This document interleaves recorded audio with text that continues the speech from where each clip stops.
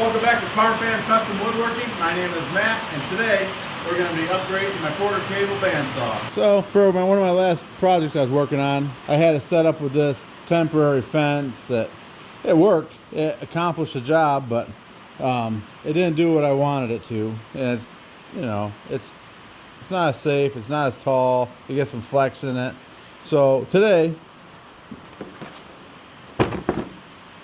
we're going to install the Craig Precision Bandsaw fence. Picked this up at one of the stores the other day. Wanted to test it out and see what we can do with it. I've seen a few other guys put them on, so let's go ahead and get this baby on. All right, so let's go ahead and break into this fence kit. We'll go ahead and get it installed on the bandsaw and see what we think.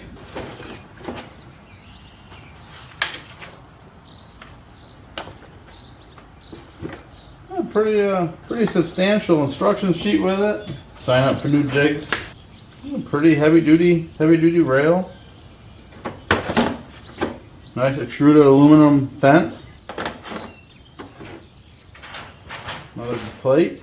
Let's go ahead and get this thing started. Take these holes and line them up with the slots or the holes in the front of your bandsaw table. Go over here and take a look and see what we have. So you can see I have the holes right here.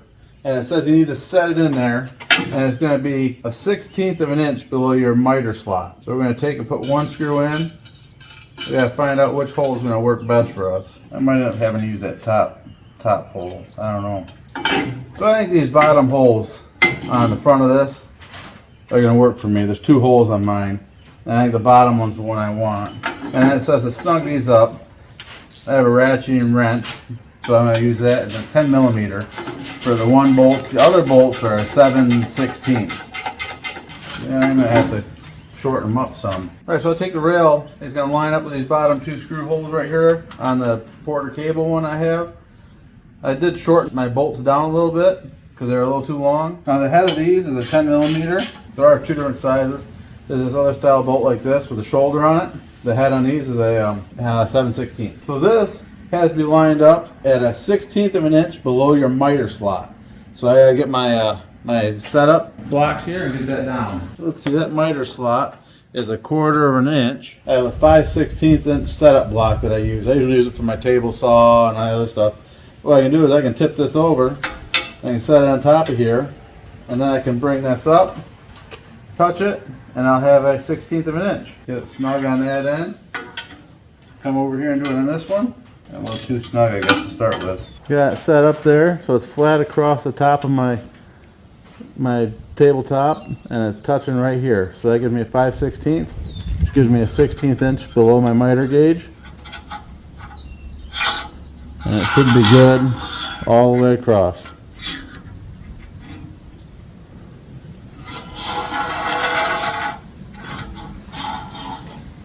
Good all the way across there. So I go ahead and finish snugging up these, or tighten up these bolts.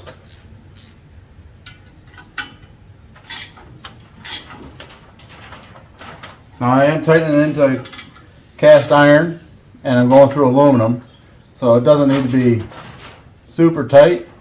I want it to be pretty tight, but I don't want to strip out that cast iron either. All right, so there's the rail. The rail's installed. The first step is this lens body. It says to take it and install the T portion. Install the T portion on top of this T slot, like so, and then use a number 10 30/2 nylon screw to install that. This is a flathead screw.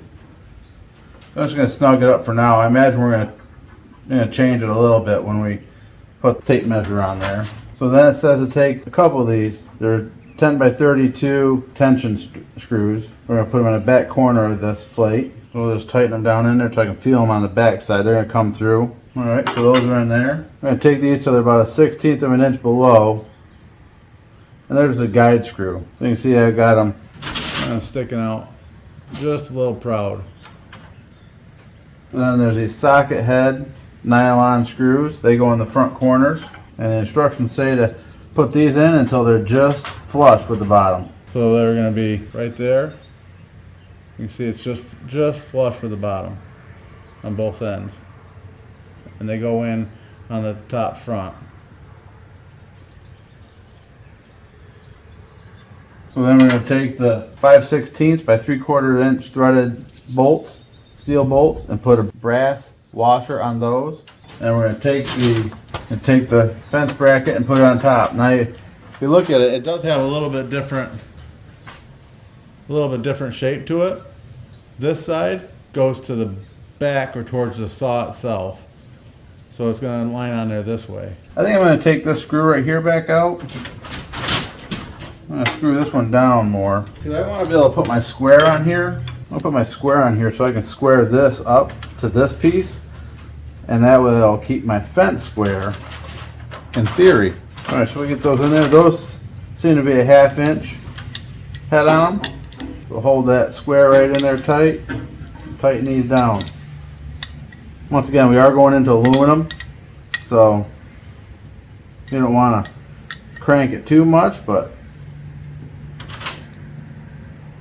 I don't want it to come out of square either. Alright, so there we got our square down. It's pretty good. We'll have to take this one back out a little bit. Alright, that one's back out. We'll put this other screw back in here. Screw the locking knob into the front face. So then to attach the actual fence, each one of these, you have these 2 T-screws, T-nuts, T-bolts. They lay down on top of these slides like this. And then you have a brass washer, goes on the back side of it. And then the head goes on, the handle. Same with the other side. Slides right onto the T-bolt, right in that T-track. Might be easier to just take the bolts out of there and slide them in.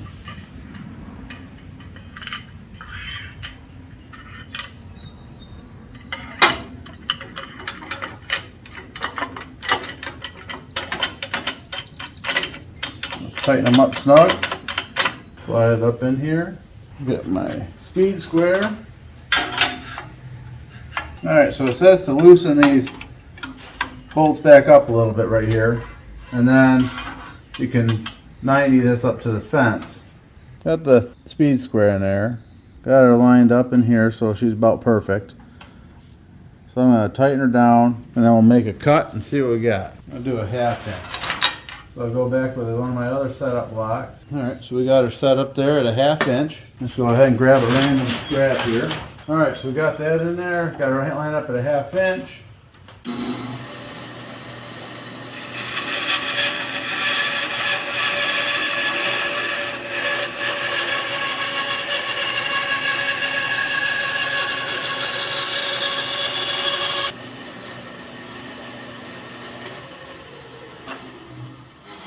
Lines up pretty good. I'd say it's pretty good. Much better than my makeshift one that I had. So, alright guys, so there's that. Now all I gotta do is make a mark on here, and then I can take this off. I put my tape measure in there, and I'll know where my 1/2 inch is, so I can line it up right there. Alright, so I'm gonna go ahead and cut this at 20 inches, and that will give me the tape that I need.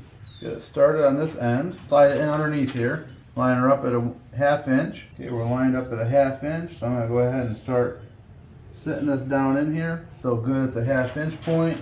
Hold her in here tight. Move this back. And then just go ahead and pull the rest of this off.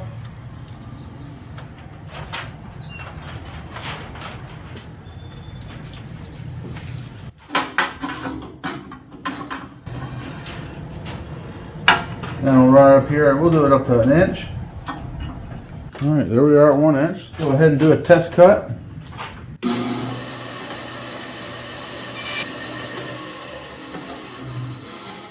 And there we are. I started at 1 because you lose a little bit with the, it's never quite perfect, but.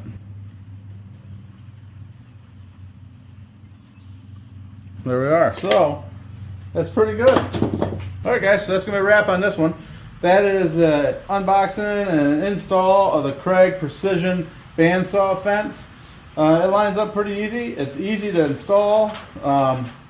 Seems to be pretty accurate. I made 2 cuts, 1 1/2 inch and 1 inch, and it both came out good.